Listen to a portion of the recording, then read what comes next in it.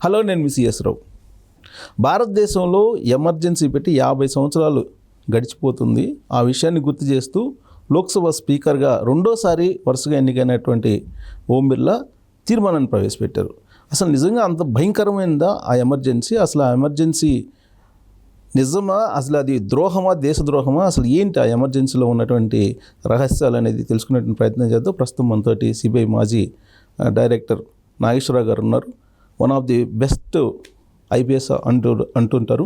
ఆయన కన్నా నిజాయితీ పనులు బహుశా ఇప్పుడు ఉన్నటువంటి వాళ్ళు లేరేమో అనిపిస్తుంది. ఆ నాగేశ్వరరావు గారు ప్రస్తుతం మనతో ఉన్నారు. ఇంటరాక్ట్ అవుతాం. సార్ నమస్తే. నమస్కారం అండి. నమస్తే సార్. మీకు ఫస్ట్ అప్రిషియేషన్. ఎందుకంటే ఇవాళకి కూడా ఒక మామూలు గారులు వస్తుంటారు సిబిఐ డైరెక్టర్గా చేసి. నాకు తెలిసి నేను 26 సంవత్సరాలు జర్నలిజంలోకి వచ్చి ఐపీఎస్ అంటే ఎలా ఉంటారో మాకు తెలుసు. మీరేమో మరి అంత నిజాయితీగా ఉంటే బతకలేరేమో అంటుంటారు. మరి అదండి, ఏదో భగవంతుడి దయ వలన కుటుంబం నడుస్తూనే ఉంది. Great sir. ఓకే, ఎమర్జెన్సీకి సంబంధించి నిన్న లోక్సభ స్పీకర్ ఓం ప్రకాష్ బిర్లా ప్రవేశపెట్టి దాని మీద చర్చించాలి అని చెప్పి ఆయన ఒక తీర్మానం పెట్టారు. అసలు ఎమర్జెన్సీ అంత భయంకరంగా ఉండేది సార్ అప్పుడు? దీనికి కొంత చాలా నేపథ్యం ఉందండి. చాలామందికి తెలీదు. ముఖ్యంగా ఎందుకంటే 50 ఏళ్ళు అయిపోయింది కాబట్టి ప్రజల్లో అంత ఉత్సుకత అది ఉండదు, తెలుసుకోవాలనేది ఉండకూడదు. ఏంటంటే మనకి థర్డ్ ఇండో పాకిస్తాన్ వార్ జరిగింది 1971లో. అది బేసికల్గా ఏంటంటే ఇప్పుడున్న బంగ్లాదేశ్, దాన్ని అప్పుడు ఈస్ట్ పాకిస్తాన్, తూర్పు పాకిస్తాన్ అనేది. వాళ్ళ మీద బాగా అత్యాచారాలు ఈ వెస్ట్ పాకిస్తాన్ వాళ్ళు చేస్తుండేది. దాంతో ఏంటంటే లక్షల కొద్దీ హిందువులు, కొంతమంది ముస్లింలు కూడా కాందిసీకుల్లాగా మన దేశానికి వచ్చి పడిపోయారు. ముఖ్యంగా బెంగాల్ ప్రాంతంలో పరిస్థితి చాలా దారుణంగా ఉండేది. అలాంటి పరిస్థితుల్లో ఇండో పాక్ మన పాకిస్తాన్, భారత పాకిస్తాన్ యుద్ధం మొదలైందన్నట్టు. ఆ యుద్ధం తర్వాత బంగ్లాదేశ్ ఏర్పడింది. దానికి కారణం ఇందిరాగాంధీ బంగ్లాదేశ్ ఏర్పాటు కారణం ఇందిరాగాంధీ. ఎందుకంటే పాకిస్తాన్ని విడగొట్టకపోతే వాటి అరాచకాలు ఈ విధంగానే భారతదేశం మీద జరుగుతాయి, తర్వాత అక్కడున్న ప్రజల మీద కూడా జరుగుతాయి. ఈ పాకిస్తాన్ అనేది ఒక రాక్షస ప్రభుత్వం, రాక్షస దేశము, దాన్ని విడగొట్టాలి. అది తర్వాత ఈ తూర్పు పాకిస్తాన్లో, బంగ్లాదేశ్లో ఉన్న ప్రజలు కూడా మాకు స్వతంత్రం కావాలి, మేము వెస్ట్ పాకిస్తాన్, పశ్చిమ పాకిస్తాన్ కింద ఉండము అని వాళ్ళు కూడా దాని గురించి పోరాడారు. ముజిబుర్ రెహమాన్ వాళ్ళందరూ పోరాడారు. అయితే ఇందిరాగాంధీ పాత్ర అందులో అద్వితీయం. ప్రపంచం మొత్తం అన్ని దేశాలు తిరిగి అన్ని దేశాల నాయకులకి తను ఈ విషయాన్ని చెప్పింది వ్యక్తిగతంగా. దాదాపుగా 60-70 దేశాలు తను సొంతగా వెళ్ళి మా దగ్గర జరిగే పరిస్థితి ఈ విధంగా ఉంది, మీ సహాయం కావాలి. అయితే దీనికి అమెరికా మాత్రం ఒప్పుకోలేదు. ఎందుకంటే అమెరికా పాకిస్తాన్కే సపోర్ట్ చేస్తుంది. అయితే అమెరికాకి ఇష్టం లేకుండా పాకిస్తాన్ని 2 భాగాలుగా ఇందిరాగాంధీ చేయగలిగింది. బంగ్లాదేశ్ ఏర్పడడానికి ముఖ్య కారకుల్లో ఇందిరాగాంధీ అందరికంటే ప్రాధాన్యత. అలా చేయడం వల్ల ఏమైంది, 1971లో బంగ్లాదేశ్ దేశం ఏర్పడింది. దాంతో అమెరికా, పాకిస్తాన్ భారతదేశం మీద, ముఖ్యంగా ఇందిరాగాంధీ మీద విపరీతమైన కక్ష కట్టారు. కక్ష కట్టి అమెరికా వాళ్ళది సిఐఏ అంటారు కదా, వాళ్ళ ఇంటెలిజెన్స్ ఏజెన్సీ, అట్లా పాకిస్తాన్లో ఐఎస్ఐ అంటారు, ఇంటర్ సర్వీసెస్ ఇంటెలిజెన్స్ అని. పాకిస్తాన్ ఐఎస్ఐ ఇంటెలిజెన్స్ వాళ్ళ ముందు నుంచే ఒక స్ట్రాటజిక్ డాక్ట్రిన్ అని ఉంది. అంటే ఏ విధంగా వాళ్ళు దేశాన్ని రక్షించుకోవడం కాకుండా ఇతర దేశాలకు ఏ విధంగా మనం హాని చేయాలి, ముఖ్యంగా భారతదేశానికి. ఆ స్ట్రాటజిక్ డాక్ట్రిన్ పేరు ఏంటంటే bleed India by 1000 cuts. Bleed India by 1000 cuts అంటే ఒక వ్యక్తిని చంపాలంటే గొంతుకోయని అవసరం లేదు, మీరు ఒక 100 ఘాట్లు పెట్టండి, ఓకే, అవే రక్తస్రావం జరిగి అదే చచ్చిపోతారు. ఆ విధంగానే భారతదేశం మీద వాళ్ళు డైరెక్ట్గా మనం యుద్ధం చేస్తే మనం గెలవం. సో కాబట్టి ఏంటంటే దేశంలో ఉన్న సమస్యలు ఏ విధంగా అక్కడ అల్లకల్లోలా సృష్టించాలి, ఏ విధంగా అరాచకం సృష్టించాలి, ఏ విధంగా అక్కడ ఉద్యమాలన్నీ చేయించాలి, అది వాడి ఈ బ్లీడ్ ఇండియా బై 1000 cuts అనేది స్ట్రాటజిక్ డాక్టర్. దాన్ని బాగా వీళ్ళు రిఫైన్ చేశారు ఆ టైంలో. తర్వాత సిఐఏ వాళ్ళకు ఒక ఆర్గనైజేషన్ ఉంది, ACYPL, దాని పూర్తి ఫామ్ అసోసియేషన్ ఆఫ్ ఏదో యంగ్ పొలిటికల్ లీడర్స్ అని ఉంటుందండి. వీళ్ళు ఏం చేస్తారంటే, అది పాకిస్తాన్ సార్, అది కూడా లేదు అది సిఐఏ వాళ్ళది. ఓకే. సిఐఏ వాళ్ళు అది ఒక ఆర్గనైజేషన్ బేసికల్లీ. ఆర్గనైజేషన్ వాళ్ళది సిఐఏ ఆర్గనైజేషన్. వాళ్ళు ఏం చేస్తారంటే, ఇప్పుడు పైకి వచ్చే రాజకీయ నాయకులు ఉంటారు కదా రకరకాల దేశాల్లో, వాళ్ళని ఐడెంటిఫై చేసి పొటెన్షియల్ ఎవరైతే ఉంటారో నాయకులు వాళ్ళని తీసుకెళ్ళి అమెరికా తీసుకెళ్ళి వాళ్ళకి ట్రైనింగ్ ఇస్తారు. మన మోదీ గారు కూడా ACYPLలో ట్రైనింగ్ చేసిన ఆయన ఫోటోలు కూడా మీకు నెట్లో వెతికితే దొరుకుతాయి.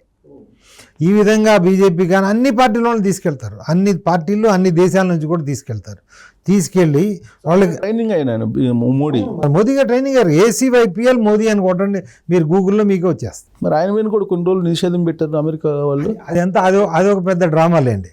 That is not a real thing. ఇప్పుడు మనకి వరల్డ్ రెజ్లింగ్ ఫెడరేషన్ టీవీలో వస్తాయి చూసారు, వాళ్ళు కొట్టుకుంటారు, వాళ్ళంతా రక్తం కారుతున్నట్టుంది, అది డ్రామానే, రక్తం నిజం కాదు అది. ఓకే. సో అట్లాగే ఇది కూడా ఏంటంటే ప్రజల్ని మోసం చేయడం కోసం చేసిన ఇది. అయితే ఆ ACYPL ద్వారా చాలామందికి వీళ్ళు ఇప్పటి నుంచి కాదండి, దాదాపుగా 1940 1930 నుంచి కూడా ఆ ట్రైనింగ్ ఇస్తూనే వచ్చారు వీళ్ళందరికీ, చాలామంది నాయకులకి వరల్డ్ వైడ్. మన దేశంలో కూడా ఎంతోమంది ట్రైనింగ్ చేశారు, అందులో మోదీ ఒకళ్ళు. ఎందుకంటే వాళ్ళు ఏంటంటే స్ట్రాటజీగా వాళ్ళు వాడతారు అన్నట్టు, వాళ్ళని అవసరమైనప్పుడు వాళ్ళని వాడతారు. అయితే ఈ మన మీద భారతదేశం మీద కక్ష తీర్చుకోవడానికి, ముఖ్యంగా ఇందిరాగాంధీ మీద కక్ష తీర్చుకోవడానికి 1971 తర్వాత ఎందుకంటే బంగ్లాదేశ్ ఏర్పడిన తర్వాత దానికి వాళ్ళ స్లీపర్ సెల్స్ అంటారు వీటన్నిటిని, ఈ స్లీపర్ సెల్స్ని యాక్టివేట్ చేసి అసలు విపరీతమైన అరాచక పరిస్థితులను సృష్టించారండి 1971 నుంచి 75 మధ్యలో. ఉదాహరణకి 1973లో ఉత్తరప్రదేశ్ పోలీస్ రివోల్ట్ జరిగింది.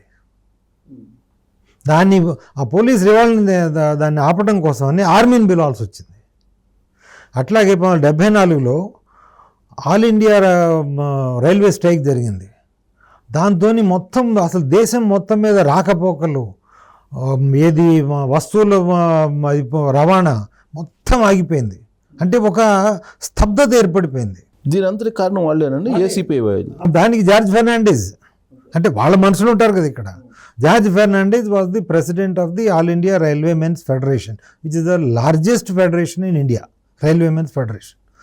వాళ్ళు ఒక స్ట్రైక్ ఇది చేశారు అన్నట్టు, ఇది కారణం లేకుండా. అట్లాగే స్టూడెంట్స్, మీరు నవనిర్మాణ ఆందోళన అని గుజరాత్లో మొదలుపెట్టారు. దాంతో అక్కడ చీఫ్ మినిస్టర్ రాజీనామా చేయాల్సినంత పరిస్థితి తీసుకొచ్చారు. ఆ విషయం ఏంటి, ఆ హాస్టల్లో సరే భోజనం బాగాలేదట. హాస్టల్లో భోజనం బాగాలేకపోతే ముఖ్యమంత్రి వచ్చి వండుతాడండి. ఇదే ఇయర్లో సార్ 1974.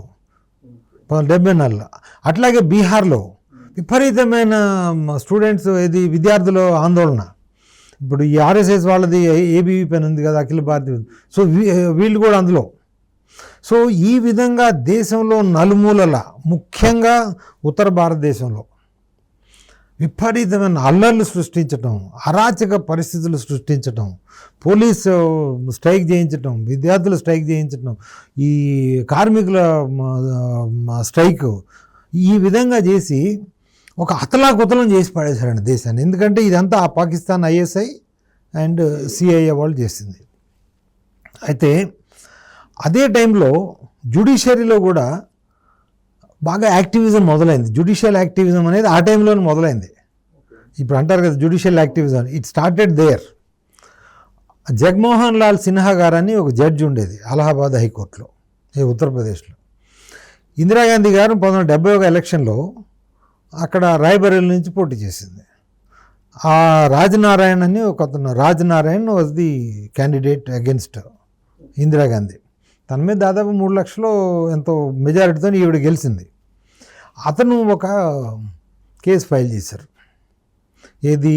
ఎలక్టోరల్ మాల్ ప్రాక్టీసెస్ అని. అందులో ఏంటి ముఖ్యంగా, ఈవిడ ప్రభుత్వ వాహనంలో వచ్చి ప్రచారం చేసిందని. చూడండి, ప్రధానమంత్రి ప్రభుత్వ వాహనంలో వచ్చి ప్రచారం చేసి ఇప్పుడు ప్రధానమంత్రి చేయట్లేదా? మొత్తం హెలికాప్టర్లో పెట్టుకొని ఇప్పుడు ఇండియా ఫ్లాగ్ కాదు, ప్రధానమంత్రి మీరు గవర్నమెంట్ స్పెషల్ ఎయిర్ క్రాఫ్ట్లో వస్తారు, అంత సెక్యూరిటీలో గవర్నమెంట్ దాంట్లో ఎంత గవర్నమెంట్లో చేస్తారు కదా. సో దాని మీద ఆయన ఎలక్షన్ పిటిషన్ వేస్తే మా అలహాబాద్ హైకోర్టులో జగన్మోహన్ లాల్ సిన్హా గారు ఆవిడ్ని చూడండి, అంత చిన్నదానికి ఈ declared Indira Gandhi win as invalid, Indira Gandhi గెలుపుని కాదు అని కొట్టేశారు. అది కాకుండా కూడా 6 సంవత్సరాలు ఆవిడ్ని డిస్క్వాలిఫై చేశారు. ఓ ఇది టోటల్ ఎలక్షన్స్ నుంచి, ఎలక్షన్ నుంచి. పబ్లిక్ ఆఫీస్, ఏ పబ్లిక్ ఆఫీస్ కూడా తను ఏది హోల్డ్ చేయడానికి కుదరదని చేశారు. అంటే ఎంత దారుణం అండి ఇది. ఒక చిన్న అది అలహాబాద్ హైకోర్టు ఏది జూన్ 12న, తర్వాత వీళ్ళు సుప్రీంకోర్టుకి వెళ్తే సుప్రీంకోర్టు కండిషనల్ స్టే ఇచ్చింది. ఆ కండిషనల్ స్టే కూడా ఎలాంటిది, ఓకే నువ్వు ఉన్న ఆఫీస్లో కంటిన్యూ కావచ్చు, కానీ నువ్వు జీతం తీసుకోవడానికి వీలు లేదు, నువ్వు అక్కడ ఓటింగ్ చేయడానికి వీలు లేదు. సో ఈ విధంగా ఇచ్చింది అన్నట్టు. ఆ జడ్జిమెంట్ రాగానే అంతకుముందు ఈ 1971 నుంచి ఆ ప్రాంతంలో ఈ జయప్రకాష్ నారాయణ ఉన్నారు కదా, ఆయన జేపీ మూవ్మెంట్ అని ఒకటి మొదలుపెట్టాడు. ఎందుకంటే బంగ్లాదేశ్ ఎప్పుడైతే ఫార్మ్ అయిందో ఆయన కూడా యూఎస్లో చదువుకొని వచ్చిన మా మనిషే, ఆయన కూడా అక్కడ చదువుకున్న ఆయనే. అది జేపీ మూవ్మెంట్ అసలు దాని పేరు సంపూర్ణ క్రాంతి ఆందోళన్ అని మొదలుపెట్టి, అందులో భాగంగానే ఈ స్టూడెంట్ ఎడ్యుకేషను, నవనిర్మాణ ఆందోళన, గుజరాత్, ఈ labour strike, railway strike. So ఈ విధంగా అరాచకం సృష్టించడం మొదలుపెట్టారు. అది మెయిన్. ఆయన he is the leader, is an anarchist అంటే ఇప్పుడు జయప్రకాష్ నారాయణ ఏదో గొప్ప అని చెప్పుకుంటాం కానీ అందరూ అదే అనుకుంటారు కదా, ఇంక్లూడింగ్ మీ. అతను అరాచకవాది. జయప్రకాష్ నారాయణ గారు అరాచకవాది, అంటే అనార్కీని సృష్టించడం ఆయన ఇది అన్నట్టు. అది కూడా అమెరికా ట్రైనింగేనా? నేను ట్రైనింగ్ అని చెప్పను, ఆయన గురించి చెప్తున్నాను. అంటే ఇదంతా వాళ్ళు చేసింది ఏంటంటే సిఐఏ ప్రోద్బలంతో, ఐఎస్ఐ ప్రోద్బలంతో అంతా జరిగింది. సో ఎవరు వాళ్ళ మనిషి ఆ విషయం నాకు తెలియదు, బట్ జనరల్గా జరిగింది నేను చెప్తున్నాను. ఒక వ్యక్తి వాళ్ళ మనిషి ఒక అది నేను చెప్పట్లే. అయితే ఈ అరాచకవాది ఈ జేపీ మూవ్మెంట్లో తీసుకొచ్చిన తర్వాత ఎప్పుడైతే 12th జూన్ అనుకుంటా, జూన్ 12, 1975న జగన్మోహన్ లాల్ సిన్హా గారు, జస్టిస్ జగన్మోహన్ లాల్ సిన్హా గారు అలహాబాద్ హైకోర్టు ఇందిరాగాంధీని డిస్క్వాలిఫై చేశారు. వెంటనే ఈ Jayaprakash Narayana he issued a call that army and police should not listen to the government. అంటే ప్రభుత్వ ఉత్తర్వులని పోలీసు, ఆర్మీ బేఖాతరు చేయమని, ధిక్కరించమని ఇచ్చారు. అంటే రాజధిక్కారం చేయమని ఆర్మీకిను పోలీస్కి దేశానికి పిలిపించారు. ఈయనకేంది రైట్ ఏముంది పిలిపివ్వడం ఏముంది? ఇప్పుడు అరాచకం సృష్టించడానికి ఏముంటుంది? ఒక లీడర్గా ఇవ్వటం అంతే. అరాచకం సృష్టించడానికి మీకు ఏముంటుంది? సో దాంతో మీరు చెప్పండి, ఇలాంటి పరిస్థితుల్లో ఇందిరాగాంధీ కాదు వదిలేసండి, ఏ ప్రభుత్వం అయితే రాజ్యాంగం ప్రకారము వాళ్ళు ప్రమాణ స్వీకారం చేశారు కదా, దేశం యొక్క సార్వభౌమాధికారాన్ని, సమగ్రతని, ఏకత్వాన్ని కాపాడుతామని వాళ్ళు ప్రమాణ స్వీకారం చేసే కదా అధికారంలోకి వచ్చింది. అలాంటి ప్రభుత్వము రాజ్యాంగంలో ఇచ్చిన వెసులుబాటు ప్రకారము ఈ పరిస్థితులను మనం కంట్రోల్ చేయాలా వద్దా? చెప్పండి. మీరు ప్రధానమంత్రి అయినా నేనేం చేస్తాం కదా, చేయాలి, మస్ట్ కదా. రాజ్యాంగంలో ఇప్పుడు మీరు అంబేద్కర్ గారు రాసిన రాజ్యాంగం అంటే అది నేను అన్నాను, అది అంబేద్కర్ రాయలేదు, పాడలేదు, అదొకటి సరే. ఆ రాజ్యాంగం ఏది ఉందో, రాజ్యాంగంలో 18వ భాగం అని ఒకటి ఉంటుంది, ఎమర్జెన్సీ ప్రొవిజన్స్. దాని ఆర్టికల్స్ ఏంటి, 352 నుంచి మొదలు పెడితే 360 వరకు. అంటే ఏ అత్యవసర పరిస్థితుల్లో ఏమేం ప్రభుత్వం చేయవచ్చు, అది చేయవచ్చు కాదు చేయాలి అని అందులో పొందుపరచబడింది. ఆర్టికల్ 352లో ఏంటంటే, when there is a huge internal disturbance or there is a threat to national integrity or when the governance of country is at stake, ఆ పరిస్థితుల్లో ఈ అత్యవసర పరిస్థితి ప్రొక్లమేషన్, ఎమర్జెన్సీ ప్రొక్లమేషన్ ఇచ్చి కొన్ని ప్రాథమిక హక్కులని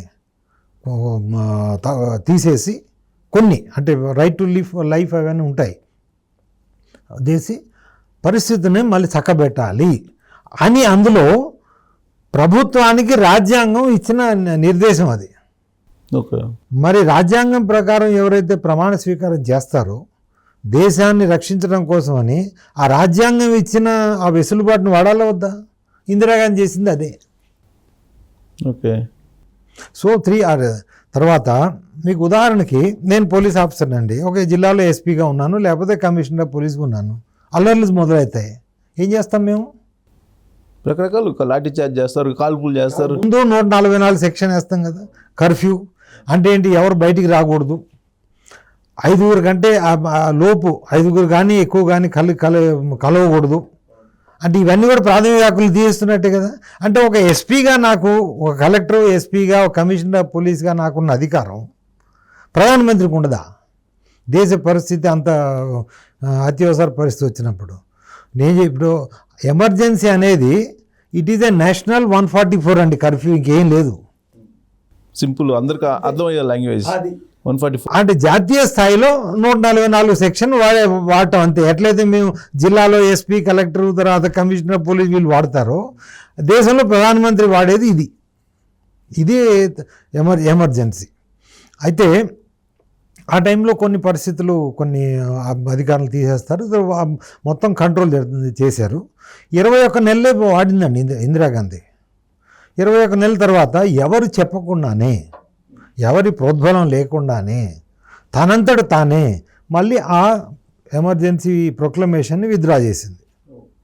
21 నెలలే అంటే కంట్రోల్లోకి వచ్చిందని భావించి కంట్రోల్లోకి. ఒకవేళ నిజంగా ఇందిరాగాంధీకి ప్రజాస్వామ్య దృక్పథం లేదనుకోండి, తను ఎందుకు చేయాలండి విత్డ్రా? కంటిన్యూ చేసుకోవచ్చు కదా. అయ్యే జీవితాంతం తను అలాగనే ఉండొచ్చు కదా. తనకేమైనా వీళ్ళు చెప్పారా? వీళ్ళు చేసే అరాచకానికి జయప్రకాష్ నారాయణ కానీ, అద్వానీ కానీ, వాజ్పేయి కానీ, జార్జ్ ఫెర్నాండెస్ కానీ, తర్వాత ఈ లాలూ ప్రసాద్ యాదవ్, ములాయం సింగ్ యాదవ్, ఈ నితీష్ కుమార్, ఈ అరాచకవాదులు అండి వీళ్ళందరూ. ఎందుకంటే జేపీ కింద పనిచేశారు కదా, జయప్రకాష్ నారాయణ ప్రోద్బలంతో, ఆయన నాయకత్వంతో పనిచేశారు కదా. సో వాళ్ళందరినీ జైల్లో పెట్టారు. జైల్లో పెట్టిన తర్వాత ఇది ఎప్పుడైతే ఇందిరాగాంధీ ఆ ఎమర్జెన్సీని విత్డ్రా చేశారో, ఇది 1977లో, మళ్ళీ ఎలక్షన్లు పెట్టింది తనే. ఎలక్షన్లు పెట్టమని వీళ్ళని అడిగారా? తనే కదా పెట్టింది. ఎలక్షన్లు పెట్టారు. అప్పుడు వీళ్ళేంటిది, ఈ ఆర్ఎస్ఎస్ బీజేపీ వాళ్ళతో కలిసిపోయారు. అప్పుడు ఆర్ఎస్ఎస్ బీజేపీ వాళ్ళందరూ కలిసి ఒక పార్టీ పెట్టారు. అప్పుడు జనసంఘ్ అనేది, వాళ్ళంతా కలిపి జనతా పార్టీ అని మన జయప్రకాష్ నారాయణ ప్రోద్బలంతో పెట్టారు. అయితే మొరార్జీ దేశాయ్ ప్రధానమంత్రి అయ్యాడు. అంటే వీళ్ళు చూడండి వాళ్ళ చేతుల్లో ఏ విధంగా పనిచేశారంటే, అప్పుడు జనరల్ జియావుల్ హక్ అని పాకిస్తాన్ ప్రెసిడెంట్ ఉండేది. అతనితో ఈయన మంచి సత్సంబాలను ఉండేవి మొరార్జీ దేశాయ్కి. మనకి ఎక్స్టర్నల్ ఇంటెలిజెన్స్ ఏజెన్సీ ఒకటి ఉంటుందండి, RNDAW అని, రీసెర్చ్ అండ్ అనాలిసిస్ వింగ్. మనకి ఇంటర్నల్గా ఇంటెలిజెన్స్ బ్యూరో ఎట్లయితే ఉంటుందో, విదేశాల నుంచి మనం ఇంటెలిజెన్స్ కలెక్ట్ చేయడం కోసం అని విదేశీ నిఘా సంస్థ మనది. అది ఏది వాళ్ళకి CIA ఎట్లా ఉందో మనది. RNDAW పాకిస్తాన్లో బాగా మంచి ప్రభావం ఉండేదండి ఇందిరాగాంధీ టైం వరకు. అందుకోసం మీరు గమనించలేదు, అప్పుడు సింధ్ పాకిస్తాన్ ఏరియా, సింధ్ కానీ అక్కడ వాళ్ళు ఇక్కడ గొడవ చేస్తే మన వాళ్ళు అక్కడ గొడవ చేయించేది. అవును, జరిగే మన వాళ్ళు కూడా ఉన్నారు. ముజాహిర్ అని వాళ్ళతో పెట్టి రకరకాల అంత కంట్రోల్ ఉండేది. ఈయన మొరార్జీ దేశాయ్ గారు అక్కడ ఉన్న మన ఎవరైతే మనకి ఫేవరబుల్గా ఉన్నారో, మనకి ఇంటెలిజెన్స్ ఇచ్చేవాళ్ళు, RNDAW వాళ్ళని అసెట్స్ అంటారు. ఇది ఇంటెలిజెన్స్ అసెట్స్ అంటారు వాటిని. వాళ్ళ వివరాలు మొత్తం జనరల్ జియావుల్ హక్ ఇచ్చాయండి. మొరార్జీ దేశాయ్ ప్రైమ్ మినిస్టర్గా ఉండి, ప్రధానమంత్రిగా ఉండి. అంటే ఎంత దేశద్రోహం చేశారు చూడండి. వాళ్ళు ఒక్కొక్కటి అది మొత్తం వేరి మొత్తాన్ని నాశనం చేశారు. ఏంటి సార్ ప్రూఫ్ ఏంటి? మొరార్జీ దేశాయ్ ఇచ్చాడంటే ఉందా దానికి ఏమన్నా ప్రూఫ్? ఇప్పుడు మీరు కోర్టులో ప్రూవ్ చేయలేము, but this all known. Yes, it is well known. Okay. దాంతో ఈనాటి వరకు కూడా 1980 నుంచి 77 వాళ్ళ జనతా ప్రభుత్వం వచ్చింది కదా, ఆ 2 సంవత్సరాల మొరార్జీ దేశాయ్ గారి ప్రభుత్వం తర్వాత ఈనాటికి కూడా మనకు పాకిస్తాన్లో ఏ ఇన్ఫర్మేషన్ రాదండి. అంటే అది మరి ఎవరికి ఎందుకు చేశాడు అది? సిఐఏ కానీ ఐఎస్ఏ ప్రోద్బలం మనం ఉందని మనం ఊహించవచ్చు కదా. అది లేకపోతే అసలు ఇది సాధ్యంగా ఎందుకు ఇస్తారండి? ఏ దేశ ప్రధాని అయినా కానీ తన దేశం యొక్క ఎవరికైతే ఇన్ఫర్మేషన్ ఇస్తారో విదేశాల నుంచి వాళ్ళ వివరాలు ఇస్తారా? ఇవ్వకూడదు, అసలు ప్రాణం పోయినా ఇవ్వకూడదు. ఆ తర్వాత ఇప్పుడు పాకిస్తాన్లో మనకు అబ్సల్యూట్లీ అసలు ఈనాటికి కూడా అసలు ఇంటెలిజెన్స్ మనకి డెవలప్ లేదండి అసలు పాకిస్తాన్లో, జీరో. ఖలిస్తాన్ మూమెంట్ కూడా అప్పుడే మొదలుపెట్టారు. ఈ 1000 cuts అని చెప్పాను కదా, bleed India through 1000 cuts, Khalistan movement, ఇవన్నీ కూడా ఆ టైంలో వీళ్ళు చేసినాయి. సో ఆ తర్వాత మనకు తెలిసిందే ఆ జనతా పార్టీ, ఎందుకంటే వీళ్ళంతా అరాచకవాదులు కదా, 2 ఏళ్ళు కూడా ప్రభుత్వాన్ని నడపలేకపోయారు, కుప్పకూలిపోయింది. భారతీయ జనతా పార్టీ ఏర్పడింది, అటు జనతా దళ్ ఏర్పడింది, ఆ తర్వాత ఈ ఆర్జేడీ అని, తర్వాత సమాజ్వాదీ పార్టీ అని, రకరకాల అరాచకవాదులంతా, ఎందుకంటే ఎవడు వాడు కదా ఇది. సో ఈ అరాచకాన్ని సృష్టించడానికి అరాచకాన్ని ఆపడానికి ఇందిరాగాంధీ గారు చేసిన అత్యంత గొప్ప పని ఏంటంటే ఎమర్జెన్సీ. దాన్ని ఇప్పుడు చీకటి అని అంటారు. ఇందిరాగాంధీ గారే చేయగలిగారు. ఏ ప్రధానమంత్రి ఉన్నా కానీ అంత గట్టి నిర్ణయము దేశాన్ని రక్షించడం కోసం చేసేవాళ్ళు కాదండి.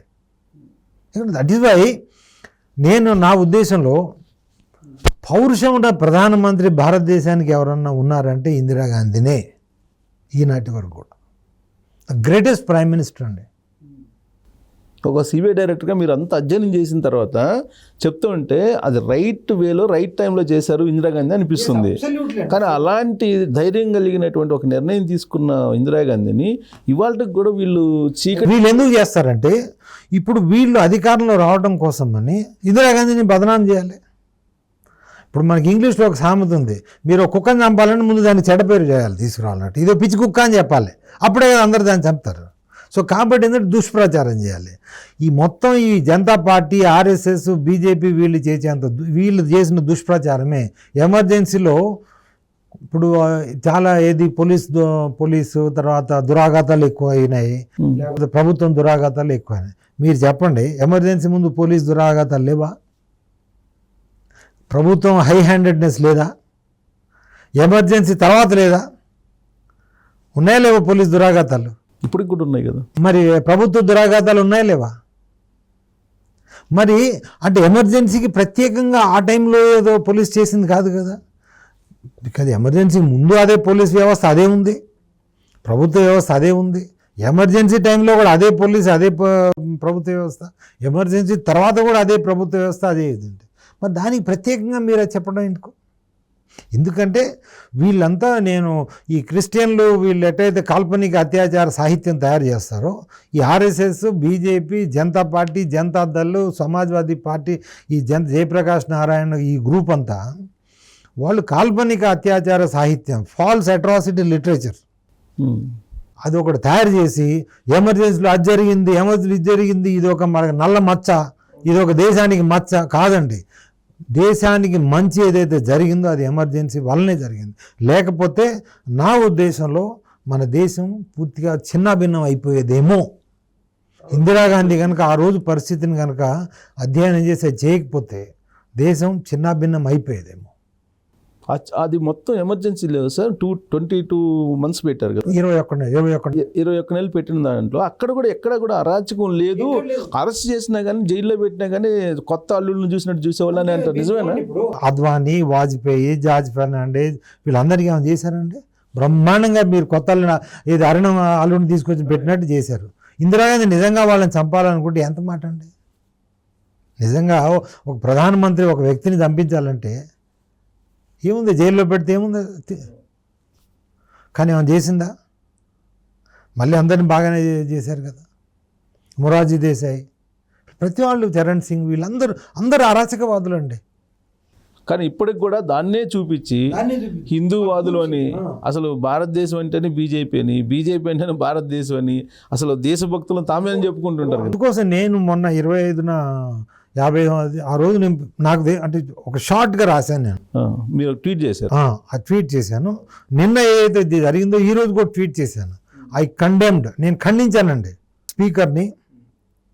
ఆ తీర్మానాన్ని ప్రవేశపెట్టిన స్పీకర్ని, ఆ తీర్మానాన్ని సమర్థించిన ఎంపీలు అందరినీ ఇంక్లూడింగ్ ప్రభుత్వాన్ని నేను ఖండించాను. ఎందుకు ఖండించానంటే ఇది దేశ వ్యతిరేక, దేశ విద్రోహ తీర్మానం ఇది. కానీ ఒక స్పీకర్ చేతనే పెట్టించారు కదా వీళ్ళు. ఎవరితో ఎందుకంటే స్పీకర్ ఏముందండి, అతను వాళ్ళ ఇది తొత్తు ఆయన స్పీకరా తొత్తు ఎవరిని పుడుతామంటే కూర్చుంటారు. సో అది అండి, అంటే బాధాకరమైనది ఏంటంటే ఒక ప్రధానమంత్రి ఆనాటి పరిస్థితులను అవగతం చేసుకొని దేశాన్ని రక్షించడం కోసం చేసిన దాన్ని మనం ఇంతగా చేయాల్సిన అవసరం ఉందండి. ఇప్పుడు మీరు చెప్పిన నేపథ్యం మొత్తం కూడా ఇప్పుడు పార్లమెంట్లో ఒకవేళ పెట్టినా కానీ దీని మీద ఎమర్జెన్సీ మీద ఇవన్నీ చర్చకు వస్తాయి కదా. ఇప్పుడు ఏ విధంగా అయిపోయిందంటే కాంగ్రెస్ని ఒక ఏది మసిపూసి మారేడుకాయలాగా చూపించారు ఎమర్జెన్సీలో. రెండోది, కాంగ్రెస్లో ఈ స్థాయిలో మాట్లాడగలిగే నాయకుడు ఎవరు ఉన్నాడా? ఆనాటి పరిస్థితులు వీళ్ళకేం తెలుసండి. ఆనాటి పరిస్థితులు మనం పూర్తిగా అధ్యయనం చేస్తే తెలుస్తుంది. కానీ వీళ్ళు మాట్లాడినెవరు? ఒకటి నాయకులు లేరు, ఆ స్థాయిలో ఉన్నంత నాయకులు లేరు. ఉన్నా ఎవరన్నా మాట్లాడదలుచుకున్నా కానీ వీళ్ళు మాట్లాడినెవరు? కానీ ఇప్పుడు బలమైంది ఉందిగా ప్రతిపక్షం. బలం ఉన్నా కానీ వీళ్ళు అరుచుకోవడం అయిపోద్ది, అంతేగాని ఇది కాదు కదా. ఎంత పబ్లిసిటీ అండి. సో ఇది చాలా దారుణం అండి. ఇది మాత్రం ఇది ఎంత తీవ్రంగా ఖండించాలో అంత తీవ్రంగా ఖండించాల్సి ఉంది. తర్వాత ఎక్కడ జరిగినాయండి అరాచకాలు చూపించండి. కొన్ని జరిగి ఉండొచ్చు, కానీ దాన్ని ఎమర్జెన్సీ వల్ల, ఇందిరాగాంధీ వల్ల జరిగిందా? ఇప్పుడు లోకల్ పోలీస్ స్టేషన్లో సబ్ ఇన్స్పెక్టర్ నేను కొడితే ముఖ్యమంత్రి బాధ్యత లేకపోతే ప్రధానమంత్రి బాధ్యత? కానీ ఇది ఎమర్జెన్సీ అంటేనే అదొక పెద్ద భూతం లాగా, ఇదేదో దేశానికి ద్రోహం చేసింది ఇందిరాగాంధీ లాగా ఫోకస్ చేశారు బాగా. కరెక్ట్. అది ఎందుకంటే వీళ్ళు చేసింది వాళ్ళ రాజకీయ లబ్ధి కోసం. ఇదంతా దుష్ప్రచారం అండి. ఎంత దుష్ప్రచారం, కాల్పనిక అత్యాచారం, దుష్ప్రచారం. ఇది అంత లేనిది తిమ్మిని బొమ్మిని చేసి అది చెప్తుంటారు కదా, అదిగో పులి అంటే ఇది, అదిగో తోక అంటే ఇదిగో పులి అని చెప్తున్నట్టు ఇది చేశారు. ఇప్పుడు కాంగ్రెస్ పార్టీకి సంబంధించినటువంటి ఎన్ఆర్ఐ వింగ్ కూడా ఈ పిట్రోడా అనే అతన్ని చేశారు. అలాంటి వాళ్ళకి కూడా ఈ నేపథ్యం అది పూర్తి అవగాహన లేని కారణంగానే ఇదంతా. అది కాంగ్రెస్ అయినా కానివ్వండి, బీజేపీ అయినా కానివ్వండి, దేశం ముఖ్యం. పార్టీ అనేది, దేశం లేకపోతే పార్టీలు ఎక్కడ ఉంటాయండి? ఉండవు కదా. సో మన దేశాన్ని రక్షించుకోవాలి. మనం దేశానికి ఎవరైతే సేవ చేస్తారో, దేశాన్ని రక్షించడం కోసం ఎవరైతే వాళ్ళు పాటుపడతారో, దేశాన్ని రక్షించడం కోసం ఎవరైతే వాళ్ళు ఆ సమయంలో సరి అయిన చర్యలు తీసుకున్నారో వాళ్ళని మనము అప్రిషియేట్ చేయాలి, ఇర్రెస్పెక్టివ్ ఆఫ్ పార్టీస్. అది కమ్యూనిస్ట్ కావచ్చు, కాంగ్రెస్ కావచ్చు, బీజేపీ కావచ్చు, ఇంకోళ్ళు కావచ్చు. కానీ దేశ రక్షణ విషయంలో మీరు రాజకీయం చేస్తే అది దేశానికి తీవ్ర నష్టం జరుగుతుంది. అండ్ బీజేపీ, ఆర్ఎస్ఎస్ ఏంటి, వాళ్ళ అధికారం కోసం ఇటు హిందూ ధర్మాన్ని నాశనం చేస్తున్నారు, అటు కుహనా హిందుత్వం పేరుతో హిందూ ధర్మాన్ని నాశనం చేస్తున్నారు, అటు దేశాన్ని నాశనం చేస్తున్నారు. ఎందుకంటే వాళ్ళకి కావాల్సింది ఓన్లీ అధికారం. సో ఇప్పుడున్న పొలిటీషియన్స్లో ఎంతో కొంత వీళ్ళు మంచి వాళ్ళు, వీళ్ళు చెప్పింది వినొచ్చు అనేటువంటి వాళ్ళు కూడా ఈ ఎమర్జెన్సీని ఒక భూతద్దంలో పెట్టి చూపిస్తున్నారు కదా. వెంకయ్య నాయుడు లాంటి వాళ్ళు. ఇప్పుడు నాయుడు గారు అంటే ఆయన ఆ టైంలో ఆ ఉద్యమంలో ఉన్నారు కాబట్టి మన ఆయన ఇందులో వ్యక్తులుగా మన ఎమర్జెన్సీ గురించి ఆయన కూడా తరచూ మాట్లాడుతూ ఉంటుంటారు. ఆయన ఆ ఉద్యమంలో ఉన్నారు కాబట్టి నేను ఆ విషయం మాట్లాడదలుచుకోలేదు. ఎందుకంటే వ్యక్తుల విషయం నేను మాట్లాడదలుచుకొని మనం ఒక జరిగింది. ఇది చాలా తప్పండి. ఎందుకంటే అసలు ఎమర్జెన్సీ అనేది దానివల్లనే మనం ఈనాడు మన దేశం ఈ విధంగా ఉంది, ఒక ఐక్యంగా ఉంది, ఒక సమగ్రంగా ఉంది. అంటే దానికి కారణం ఇందిరాగాంధీ తెచ్చిన ఎమర్జెన్సీ వల్లనే. లేకపోతే ఈ మన జయప్రకాష్ నారాయణ, తర్వాత వీళ్ళు వాజ్పేయి, ఈ జార్జ్ ఫెర్నాండీ, వీళ్ళందరూ దేశాన్ని అరాచకం సృష్టించి చిన్నాభిన్నం చేసి పడేవారు. సో ఎమర్జెన్సీ గురించి మాట్లాడితే కాంగ్రెస్ వాళ్ళు ఏమంటారంటే ఈ నేపథ్యం చెప్పకుండా ఇప్పుడు ప్రజెంట్ నరేంద్ర మోడీ వచ్చిన తర్వాత నుంచి అప్రకటిత ఎమర్జెన్సీ ప్రతిరోజు ఉంటుందని అంటారు. అంటే ఇప్పుడు చెప్పాను కదా, ఆ స్థాయిలో అర్థం చేసుకొని మాట్లాడే నాయకులు పోయారు. పివి నరసింహరావు గారు అలాంటి వాళ్ళ తర్వాత లేరు. ఇప్పుడు గొప్పవారు పివి నరసింహరావు, వాళ్ళ తర్వాత ఎవరున్నారు చెప్పండి? అసలు ఒక స్థాయిలో మాట్లాడగలిగి ఒక స్టాండ్ తీసుకునే నాయకుడు. ఇప్పుడు నేను నిజం కోసం పాటుపడతాను, సత్యమేవ జయతే అని మనం రాసుకోవడం కాదండి, నిజం మాట్లాడాలి. ముఖ్యంగా ఆ నిజం మన దేశానికి మంచి జరుగుతుందంటే ఆ నిజాన్ని మనం ఆ నిజం వైపే ఉండాలి మనం. అలాంటి నాయకుడు కాంగ్రెస్లో కానీ బీజేపీలో కానీ ఎక్కడ ఉండి ఏ పార్టీలో మాత్రం చెప్పండి. ఏ పార్టీలు లేరు. సో ఇప్పుడు దీన్ని వక్రీకరించి మళ్ళీ చరిత్రలో మళ్ళీ వక్రీకరించి రాయటమే. ఇప్పుడు అన్ని మొత్తం మార్చాలంటున్నాడు కదా నరేంద్ర మోడీ, దీన్ని కూడా మార్చి రాయిస్తారు. ఆల్రెడీ వాళ్ళు చేసే పని గదో పనులన్నీ ఇవే కదా. ఇప్పుడు ఒక సినిమా కూడా తీస్తున్నారు, ఏది కంగనా రనౌత్ని పెట్టి. అంటే ఇది అంతకంటే దరిద్రం, అంతకంటే దౌర్భాగ్యం ఇంకోటి ఉన్నదండి. సో మూడోసారి ప్రధానమంత్రిగా నరేంద్ర మోడీ అయ్యారు. ఇంతకుముందు ఇంటర్వ్యూలో కూడా చెప్పారు, ఇంతకు ముందులాగా వచ్చే సీట్లో పరిస్థితి లేదు దేశంలో అని. మీరు నేను ట్వీట్ కూడా చేశానండి, 227 ±10%. అవును, ట్వీట్ చేశారు మీరు. నెంబర్ ఆఫ్ ఏ స్టేట్లో ఏది కానీ కూడా మీరు ఏది ప్రచారం జరుగుతున్న కొద్ది మారుతుంటాయి కదా, కానీ మరి టోటల్ మాత్రం అదే ఉంది. సో మొత్తం మీద ఆయన గ్రాఫ్ తగ్గింది, లేదంటే ఆయన్ని ప్రధానమంత్రిగా ఆయన పనికిరాడు అనేది కాంగ్రెస్ వాళ్ళు వాదన. ఇప్పుడున్న సిచ్యువేషన్లో ఆయన నైతికంగా ఆయన ప్రధానమంత్రిగా అర్హత లేదు. ప్రజలు వాళ్ళ తీర్పు ఇచ్చారండి. మీకు 2019లో బీజేపీకి 303 సీట్లు ఉన్నాయి. ఆ 303 ఎంపీల్లో 132 ఎంపీలు, సిట్టింగ్ ఎంపీలకి వీళ్ళు టికెట్లు ఇవ్వలే, అంటే వీళ్ళు పార్టీయే ఇవ్వలే. తర్వాత మిగిలిన 171 మంది ఎంపీలు, సిట్టింగ్ ఎంపీలకి వాళ్ళు సీట్లు ఇస్తే అందులో 111 మంది ఓడిపోయారు. కొత్త వాళ్ళు ఆ పాత వాళ్ళు ఎవరైతే 171 మంది ఇచ్చారో అందులో 111 మంది ఓడిపోయారండి.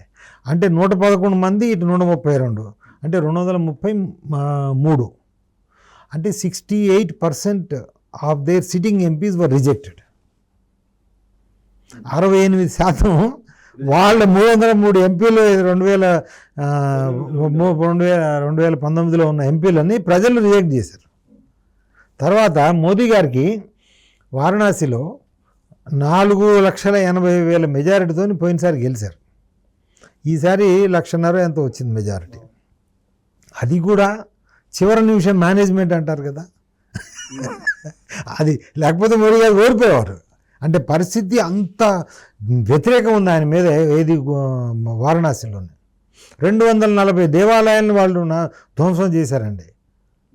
ఇది మన స్కంద పురాణంలో వివరించబడిన 240 దేవాలయాలని ధ్వంసం చేసి ఆ కారిడార్ అని పనికిరాని తోటి కట్టారు. ఊళ్ళో కాశీలో, కేవలం కాశీలోనే 240 దేవాలయాలు అండి.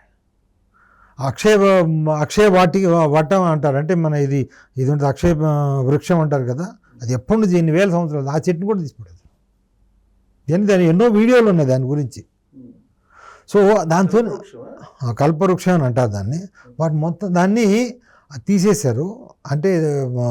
అంటే ఇంత వ్యతిరేకత వచ్చింది ఆయన మీద.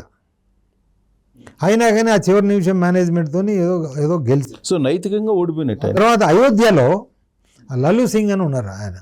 ఆయన 5 సార్లు ఎమ్మెల్యే, 2 సార్లు ఎంపీ అండి. చాలా పాపులర్ లీడర్ ఆయన ఓడిపోయారండి.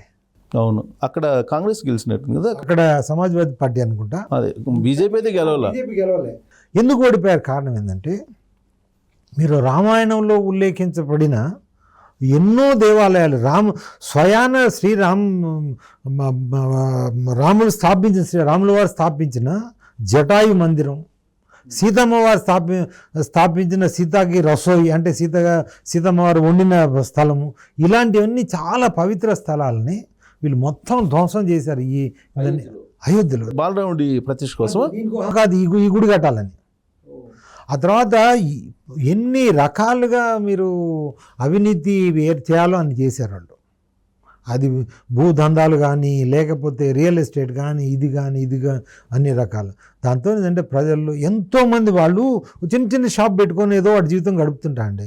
వాడి షాప్ని కొట్టేస్తే ఎట్లా బతుకుతారండి మనుషులు? ఇప్పుడు అతనికి రాముడు అంటే భక్తి ఉంటుంది, కానీ నువ్వు వచ్చి కొట్టేస్తే రాముడి మీద భక్తి పోతుంది కదా, కానీ నీ మీద విరక్తి కలుగుతుంది కదా, ప్రభుత్వం మీద విరక్తి కలుగుతుంది కదా. అంటే లల్లు సింగ్ అలాంటి పాపులర్ లీడర్ కూడా ఓడిపోయాడు అయోధ్యలో, అందుట్లో కూడా. సో దీన్ని యాంటీ ఇన్కంబెన్సీ అనకపోతే దేన్ని యాంటీ ఇన్కంబెన్సీ అంటారండి? అంటే 65% వాళ్ళ 303 ఎంపీలు 65% రిజెక్ట్ చేశారు ప్రజలు.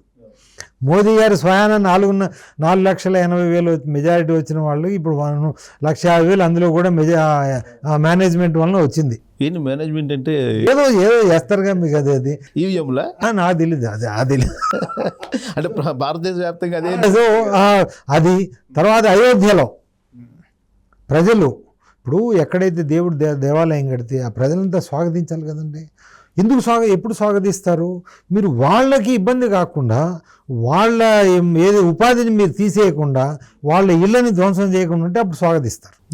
వాళ్ళు మొత్తం అది చేస్తే రాముడు కూడా, నేను చెప్తున్నాను కదా, రాముడు స్వయాన భగవాన్ శ్రీరాముడు కనుక వస్తే తనే ఖండించేవాడండి ఆ అయోధ్యలో వీళ్ళు చేసిన అరాచకం. ఖండించే అందుకే రిజల్ట్ అక్కడ. ఎందుకంటే ఆ రాముల వారు శపించారండి వీళ్ళని, సీతమ్మ వారు శపించారు. లేకపోతే ఎందుకు ఓడిపోతారండి? ఇప్పుడు అక్కడన్నా గెలవాలి కదా అట్లీస్ట్, మిగతా చోట్ల తర్వాత సంగతి సరే. ఎందుకంటే అక్కడ ప్రజలని, ఇప్పుడు రాముల వారు ఏంటి, ప్రజా సంక్షేమమే రాజ సంక్షేమము అని చెప్పిన మహనీయుడు భగవంతుడు. మరి మీరు చేసింది ఏంటి? ఇక్కడ రాజ సంక్షేమమే ప్రజా సంక్షేమం అని చెప్పారు, అంటే దాన్ని పూర్తిగా వ్యతిరేకం చేశారు. సో కాబట్టి ఈ vote it is anti Modi vote. ఇంకోటి, ఇప్పుడు బీజేపీ మేనిఫెస్టో ఉంది కదండి, అది బీజేపీ మేనిఫెస్టో ఎక్కడా లేదు. మోదీకి గ్యారంటీ అని మేనిఫెస్టో ఇచ్చారు. ఆ తర్వాత వాళ్ళ స్లోగన్ ఏంటి, ఫిర్ ఏక్ బార్ మోదీ సర్కార్. ఫిర్ ఏక్ బార్ బీజేపీ సర్కార్ కాదు, మోదీ సర్కార్. అంటే ఏంటి, మొత్తం మోదీ గారు ఇదే కదా.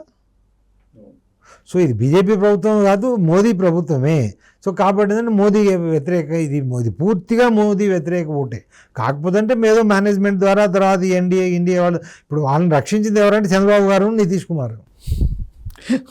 వాళ్ళు రక్షించిన ఒరిస్సాలోనో పాండ్యన్ గారు.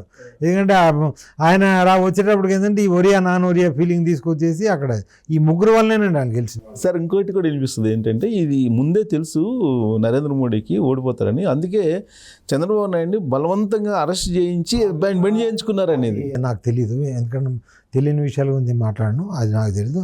కాకపోతే అంటే ఇది అబ్కీ బార్ 400 బార్ అనే స్లోగను అదో మైండ్ గేమ్ అండి, జస్ట్ టు ప్లే మైండ్. ప్రజలన్నీ మభ్యపెట్టాం అన్నాడు. మేము వచ్చేస్తున్నాం ఈసారి 400 అని. అందరూ ఏమనుకుంటా నిజంగా వస్తున్నారేమో. అవును, పాజిటివ్ ఓట్ బ్యాంకు కూడా కొంచెం మూవ్ అవుతుంది అది. సో అది అబ్కీ బార్ 400 బార్ అనేది అది పెద్ద మైండ్ గేమ్. అబ్కీ బార్ మోడీ సర్కార్ అని ఉంది కదా, అది చూసిన తర్వాత నేను ఫిర్ ఏక్ బార్ మోదీ సర్కార్, ఫిర్ ఏక్ బార్ మోడీ సర్కార్, ముందుదేమో అబ్కీ బార్ 400 పార్, అంటే 400 దాటాలి. ఈ స్లోగన్లు చూసిన తర్వాత, రిజల్ట్ వచ్చిన తర్వాత ఆర్ఎస్హెచ్ మోహన్ భగవత్ ఒక సమావేశాన్ని ఏర్పాటు చేసుకున్నారండి సార్. ఏర్పాటు చేసుకున్న తర్వాత ఆయన ఒక కామెంట్ చేశారు, ప్రజాసేవకులకు అహంకారం ఉండకూడదు, అహంకారం ఉన్న వాళ్ళు ప్రజాసేవకు పనికిరారు అనేది మోడీ గురించి చేశారు అనేది. ఇప్పుడు వినండి, ఇప్పుడు ఈ ఆర్ఎస్ఎస్ ఇదంతా ఏంటంటే భార్యాభర్తల మధ్యలో గొడవలాగా ఉంటాయి. పొద్దుపూట గొడవ పెట్టుకుని సాయంత్రం కలిసి, ఇది బీజేపీకి ఆర్ఎస్ఎస్కి. ఓకే, ఇప్పుడు నిజంగా ఎవరైనా పోయి సపోజ్ భార్యాభర్తలతో గొడవ పెట్టుకున్నాను అండి, పక్కింటోడు పోయి దాంట్లో పోతే వీళ్ళిద్దరు కలిసి వాళ్ళు తంతారు. సో కాబట్టి ఈ ఆర్ఎస్ఎస్ వాళ్ళ స్టేట్మెంట్లు దే నో మీనింగ్లెస్. ఎందుకంటే ప్రజల్లో వ్యతిరేకతను తగ్గించడం కోసమని వీళ్ళు ఇస్తారు. ఓహో ఆర్ఎస్ఎస్ దానికి సంబంధం లేదు, సో కాబట్టి ఆర్ఎస్ఎస్ మంచి సంస్థ, రెండు ఒకటే. అంటే నాన్ సీరియస్ కింద తీసుకోవాలి. ఇప్పుడు మీరు చూసారు పోలీసులో ఇది గుడ్ కాప్ బ్యాడ్ కాప్ అనే సిస్టమ్ వీ ప్లే. ఎవరైనా దొంగను పట్టుకొచ్చా అనుకోండి, సపోజ్ వాడు చెప్పట్లేదు, నేను అడుగుతున్నా, సపోజ్ ఐఎమ్ గుడ్ కాప్, నేను అడుగుతాను అండి, చెప్పట్లేదు, నేను ఇంకోటి పిలుస్తాను బ్యాడ్ కాప్, వాడు వచ్చి మొత్తం ఎదురు మీసాలు పట్టుకొని కర్రలు పట్టుకొని వచ్చి తనడం ఏం రాజు భయపడతాను అన్నట్టు. అరే నువ్వు చెప్పకపోతే మరి తంతడురా నిన్ను చెప్పాను. ఈ RSS BJP they play good cop bad cop to ఏది ప్రజలను మభ్యపెట్టడం కోసం, అంతేగాని రెండు ఒకటేనండి. రెండు అది కోహనా హిందుత్వవాదులే, హిందూ ద్రోహులే. ఓకే, దాని కంటిన్యూషన్లో సార్ ఉత్తరప్రదేశ్ వెళ్ళి యోగి ఆదిత్యనాథ్ మోహన్ భగవత్ ఇద్దరు ఏదో ఒక సీక్రెట్ భేటీ పెట్టుకున్నారు, ఇదేదో నరేంద్ర మోడీని నెక్స్ట్ ఇయర్కి దించేయాలని ఏదో రకరకాలు వచ్చినాయి కదా. అండి ఎందుకంటే ఊహాగానాలు, ఎందుకంటే ఇప్పుడు అక్కడికి వెళ్ళినప్పుడు ఆయన ఆర్ఎస్ఎస్ చీఫ్ కదా, ఈయన కలిసి ఉంటారు, అంతేగాని అదేం లేదు, ఇదేం లేదండి, వాళ్ళంతా ఒకటేనండి. బయటకు వాళ్ళ లోపల మధ్యలో ఏదైనా కొంచెం పర్సనల్గా వ్యక్తిగతంగా ఏమైనా కొంచెం తేడాలు ఉన్నా కానీ, బట్ వాళ్ళ సంస్థాగతంగా కానీ వాళ్ళ రాజకీయ అవసరాలు వచ్చినప్పుడు వాళ్ళంతా ఒకటే. మీ అబ్జర్వేషన్ ప్రకారం కొంచెం గ్యాప్ వచ్చినట్టు ఏం లేదండి, అదే నో అదే it may that gap has no significance for India. Whatever gap, even if there is an imaginary gap ఉన్నా కానీ that is not significant for India. అదే వాళ్ళంతా ఒకటేనండి, అంత హిందూ ద్రోహులు చెప్పాను కదా ఇదంతా. సో బీజేపీలో ఉన్న పరిస్థితులు ఇప్పుడు చూస్తే సార్ అబ్జర్వ్ చేస్తే యాక్చువల్గా 75 దాటిన తర్వాత డైరెక్ట్ ఎలక్షన్స్లో ఉండటానికి లేదనేది అది మోడీ ఇంప్లిమెంట్ చేస్తారా? ఇప్పుడు మీరు ఆ BJP RSS what they talk, what they do and what they right అసలు కనెక్షనే ఉండదండి. ఆర్ఎస్ఎస్లో బీజేపీలో రాసేది ఒకటి, మీరు వాళ్ళ మేనిఫెస్టో చదవండి, తర్వాత వాళ్ళ స్పీచ్లు వినండి, తర్వాత వాళ్ళు చేసేది చూడండి, అసలు మూడింటికి పొంతనే ఉండదండి. ఇప్పుడు 75 సంవత్సరాల తర్వాత ఉండకూడదని ఎక్కడ రాసి ఉందండి? ఎక్కడా లేదు. బీజేపీ కాన్స్టిట్యూషన్లో లేదు, బీజేపీ పార్టీ కాన్స్టిట్యూషన్లో లేదు, తర్వాత వాళ్ళ ఇన్స్ట్రక్షన్లు లేదు. ఎవడైతే వాళ్ళకి నచ్చరో వాడికి నీకు 75 ఏళ్ళు వచ్చినాయి కదా అని ఇవ్వరు. అవును, వెంకయ్య నాయుడు అద్వానికి ఇద్దరికి ఇంప్లిమెంట్ చేసినట్టు మురళీ మనోహర్ జోషికి వీళ్ళకి. తర్వాత రెండోది, ఇవేంటి రాజుకు వర్తించవు, మోదీ రాజు కదా, నేను చేసిన చట్టం నీకు వర్తిస్తుంది కానీ నేను చేసిన చట్టం నాకెందుకు వర్తిస్తుంది అనేది పద్ధతి వాళ్ళది ఆర్ఎస్ఎస్. ప్లస్ ఇప్పుడు మీరు చూడండి, మోదీకి 75 ఏళ్ళు రాగానే వాళ్ళు ఇమీడియట్గా చెప్తారు ఎక్కడా రాసలేదే మా రాజ్యాంగంలో, మా పార్టీ కాన్స్టిట్యూషన్ ఎక్కడా లేదే అని చెప్తాను. సో వాళ్ళకి అనుకూలంగా ప్రజలని ఫూల్ చేయడం, వాళ్ళు ప్రజలని మభ్యపెట్టడం, ప్రజల్ని ఫూల్ చేయడం అంత గొప్పగా ఆర్ఎస్ఎస్ బీజేపీ వాళ్ళకంటే ఎవడు ఎక్కువ చేయలేడండి. ఇంకొక సజెషన్ కూడా ఒకటి ఇచ్చారు సార్, మణిపూర్లో అంత జరుగుతుంటే మణిపూర్ వెళ్ళి ఎందుకని మీరు అసలు కనీసం ఒక రిపోర్ట్ కూడా ఇవ్వరు అని అంటే, ఈ మధ్యలో అమిత్ షా ఏదో కొంచెం అక్కడ పంపించినట్టున్నారు ఎవరినో అక్కడికి. ఆ మణిపూర్ ఇష్యూ దాని మీద ఏంటి సార్ మీ అభిప్రాయం? మణిపూర్ ఇష్యూ ఏంటంటే అది ఒక లార్జర్ ఇష్యూ అండి, మనం సెపరేట్ యాక్చువల్ దాని మీద చేయొచ్చు, సెపరేట్ షో చేయొచ్చు, కానీ బట్ బ్రీఫ్గా చెప్తాను. ఇప్పుడు మణిపూర్ స్టేటు మొత్తం కొండలండి, మధ్యలో ఇంఫాల్ నది అని ఉంటుంది, ఆ Imphal valley small around 5% of the area ఇది ప్లేన్, 95% ఏరియా ఇది కొండలు, 95% కొండలు, 5-10% ప్లేన్ ఏరియా. ఆ ప్లేన్ ఏరియాలోనే 60% పీపుల్ ఉంటారు.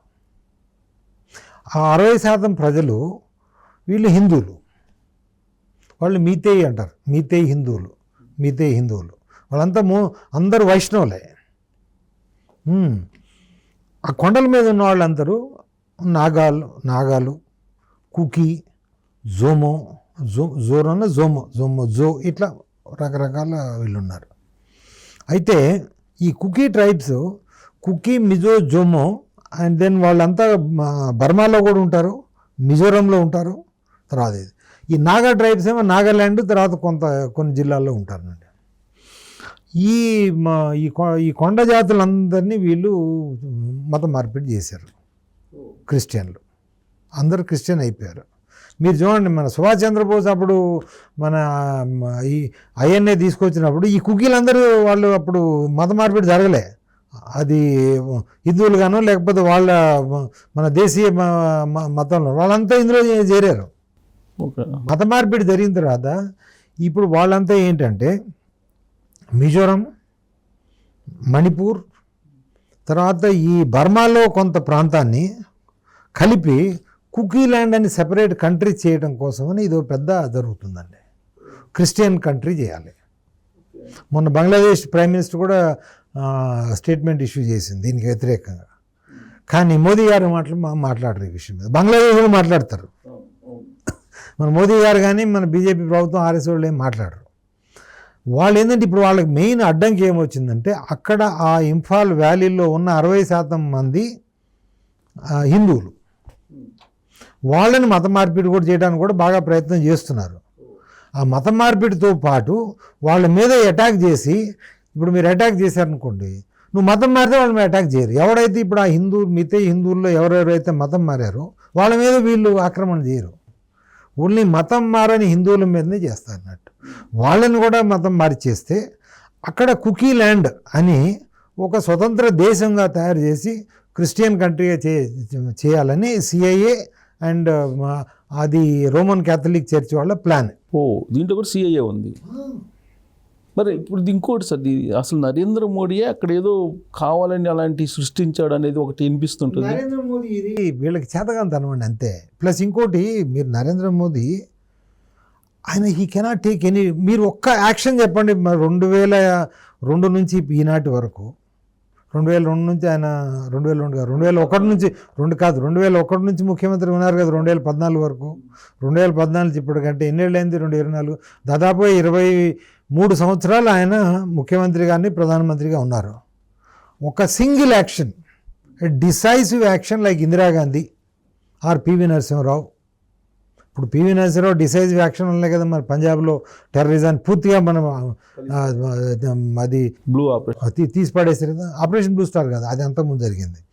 అది బియాన్ సింగ్, తర్వాత కేపీఎస్ గిల్లు, తర్వాత పివి నరసింహరావు, ముగ్గురే పంజాబ్ తీవ్రవాదాన్ని పూర్తిగా మట్టుపెట్టారు. అలాంటి డిసైసివ్ యాక్షన్ చేయగలిగిన ఏదన్నా ఒక్కటి చూపించండి ప్రధానమంత్రి. పనికిరాదంటే ఏం లేదు, అదంతా సర్జికల్ స్ట్రైక్ పాడదాను కదా. ఎంత ఎలక్షన్ ముందు చేసిన డ్రామా అది, సినిమాల్లో చేస్తాను చూసారా మన ఆయన ప్రధానంగా చెప్పేది ఏంటి సార్? సర్జికల్ స్ట్రైక్, 370 రద్దు ఇవే చెప్తుంటాడు కదా. 370 వల్ల ఏమైంది? ఏమీ కాలేదు 370.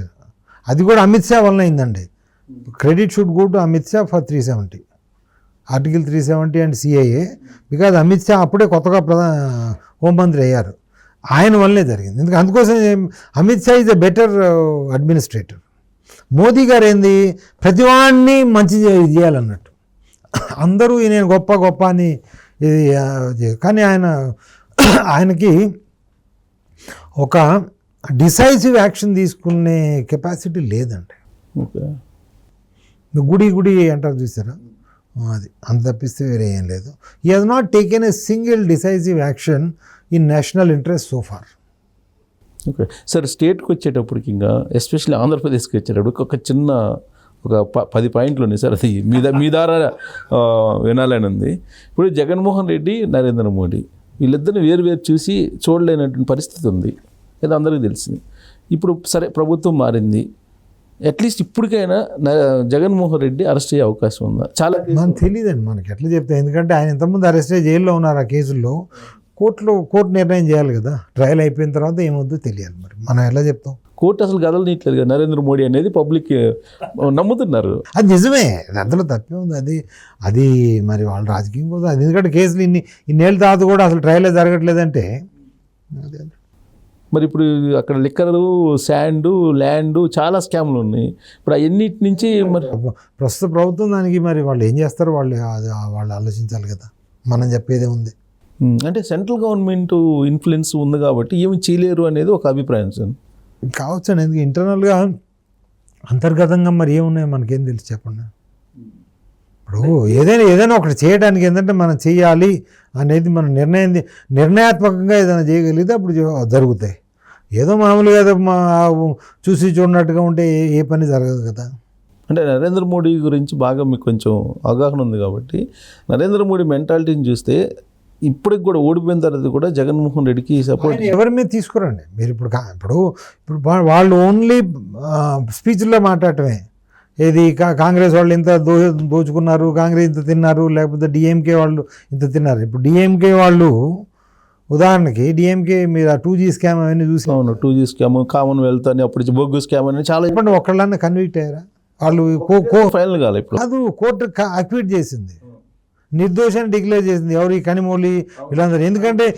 ఎందుకంటే మరి ఇప్పుడు మోదీ గారికి మరి అవసరమైతే వాళ్ళ సపోర్ట్ కూడా కావాలి కదా. ఇప్పుడు మీరు వాజ్పేయి టైంలో డిఎంకే సపోర్ట్ చేశారు కదా, ఇప్పుడు మీరు అంతేందుకు నిన్న రెజల్యూషన్ పెట్టారు కదా, ఎమర్జెన్సీ రెజల్యూషన్, డిఎంకే బీజేపీకి సపోర్ట్ చేసింది. నేను అబ్జర్వ్ చేయలే.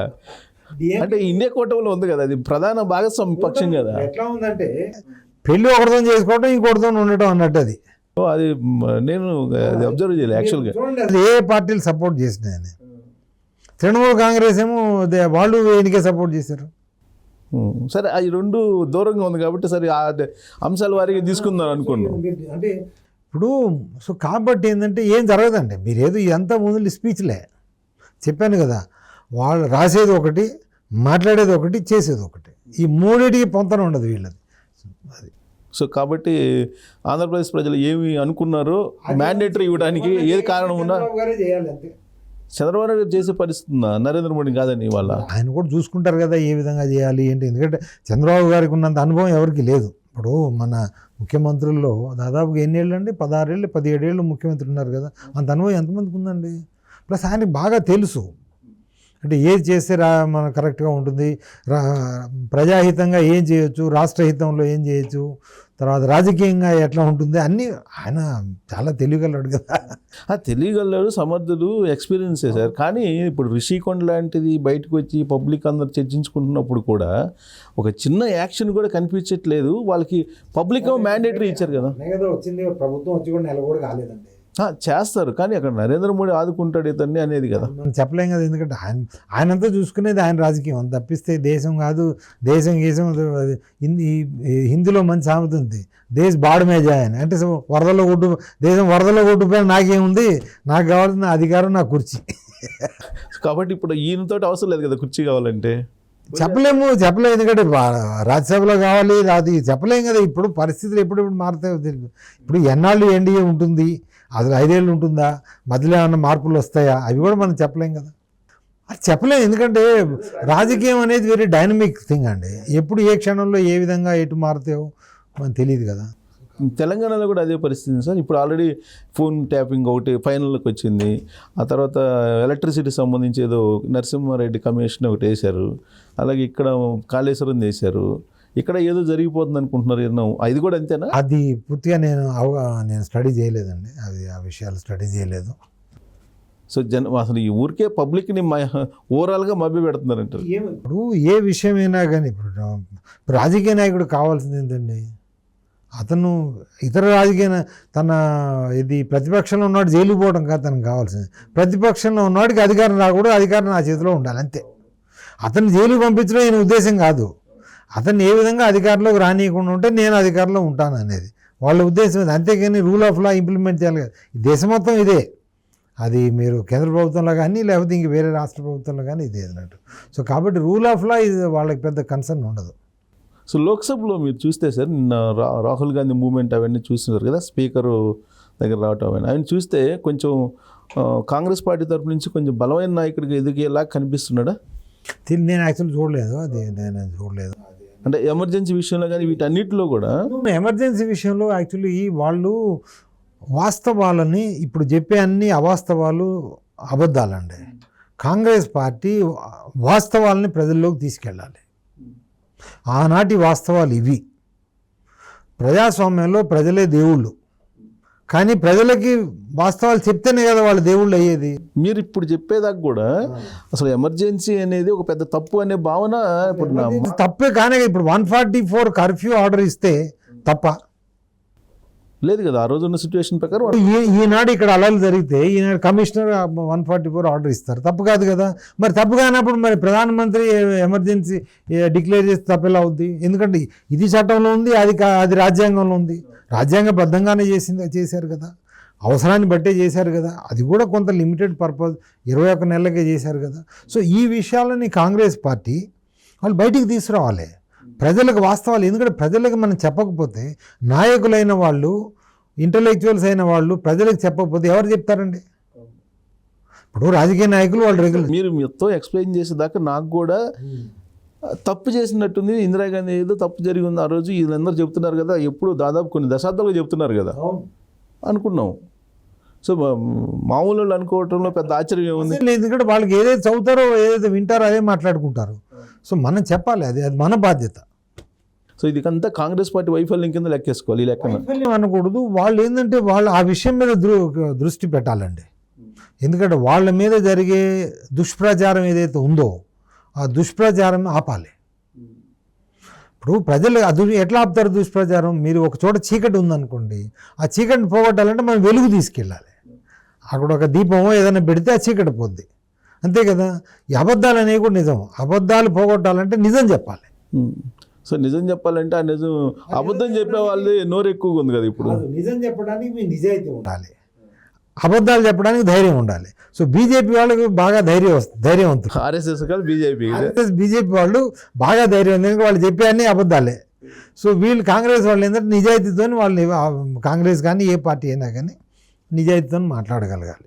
నిజం మాట్లాడాలంటే నిజాయితీ అంతే. ఇప్పుడు నిజం అనేది సపోజ్ నేను నిజం అని చెప్పాను అనుకోండి, నేను గుర్తుంచుకోవాల్సిన అవసరం లేదు, ఎందుకంటే నిజం ఒకటే ఉంటుంది. కానీ అబద్ధం చెప్పాను అనుకోండి, అయ్యో నేను అప్పుడు సుబ్బారావు గారికి నేను ఏం అబద్ధం చెప్పానో గుర్తు చేసుకోవాలి. అది పూర్తిగా గుర్తు చేయకపోతే ఇంకో అబద్ధం చెప్తా అన్నట్టు అది.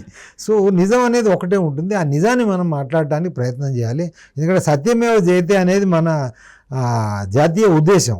Yeah. ఏది మన అశోక స్తంభం అది దాంట్లో కూడా జాతీయ చిహ్నంలో కూడా ఉంటుంది. సో కాబట్టి మనం నిజమే మాట్లాడదాం, ప్రజలకు నిజమే చెప్దాం. అది చేసినప్పుడే మన దేశం బాగుపడుతుంది, మన సమాజం బాగుపడుతుంది, మనకు కూడా అంతా సంక్షేమం, ప్రజా సంక్షేమం, ప్రజలంతా సుఖంగా ఉండగలరు.